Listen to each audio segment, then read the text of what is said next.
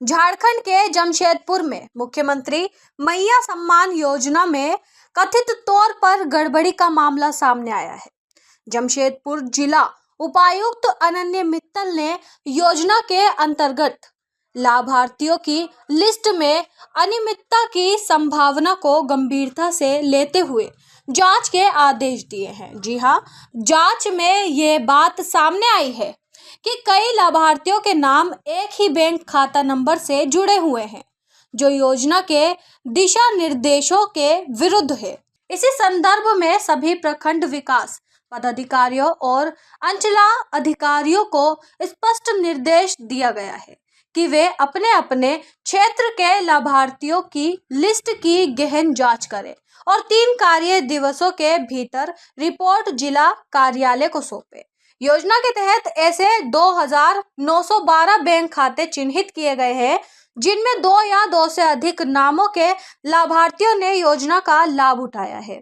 वहीं जिला उपायुक्त द्वारा सख्त निर्देश दिया गया है कि इस प्रकार की अनियमितता को किसी भी कीमत पर बर्दाश्त नहीं किया जाएगा। संबंधित प्रखंडों में दोषी पाए गए लाभार्थियों के नाम लिस्ट से हटाए जाएंगे, साथ ही उनसे राशि की वसूली भी की जाएगी। यदि किसी कर्मचारी या पदाधिकारी की लापरवाही या संलिप्तता पाई जाती है तो उनके खिलाफ विभागीय कार्यवाही की जाएगी। आपको बता दें, मैया सम्मान योजना का मुख्य उद्देश्य जरूरतमंद एवं पात्र महिलाओं को आर्थिक रूप से सशक्त बनाना है और इस योजना के तहत दी जा रही सहायता केवल उन्हीं महिला को मिलनी चाहिए जो योग्य है। वहीं भाजपा प्रदेश प्रवक्ता राफिया नाज ने आरोप लगाया कि झारखंड सरकार द्वारा मैया सम्मान योजना से 5.46 लाख बहनों बेटियों को अपात्र ठहराया गया है। उन्होंने चेतावनी दी है कि यदि एक भी बहन बेटी से वसूली की गई तो भाजपा बहनों बेटियों का अपमान कतई बर्दाश्त नहीं करेगी। वहीं साफिया ने कहा कि यह निर्णय हेमंत सोरेन सरकार की दोहरी नीति और वोट बैंक की राजनीति का स्पष्ट प्रमाण है। पहले इन गरीब बहनों बेटियों को योजना में शामिल कर वोट बटोरे और अब चुनाव बाद उन्हें अपात्र बताकर अपमानित किया जा रहा है।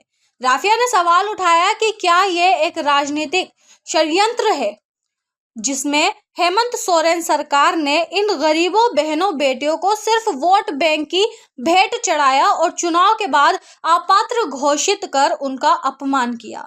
राफिया ने कहा कि हेमंत सरकार पैसे देकर वोट लेती है, फिर सत्ता में आने के बाद वसूली करती है, यही इनका असली चरित्र है।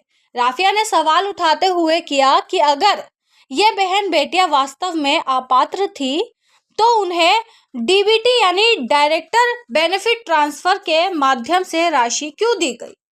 क्या यह योजना नहीं बल्कि धोखा था?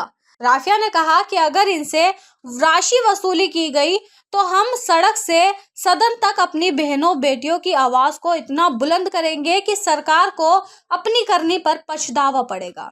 आपको बता दें, झारखंड के जमशेदपुर में मुख्यमंत्री मैया सम्मान योजना में कथित तौर पर गड़बड़ी का मामला सामने आया है और योजना के तहत ऐसे 2912 बैंक खाते चिन्हित किए गए हैं, जिनमें 2 या 2 से अधिक नामों के लाभार्थियों ने योजना का लाभ उठाया है। तो अभी के लिए इतना ही। देश दुनिया की तमाम खबरों के लिए देखते रहे खबर स्तंभ।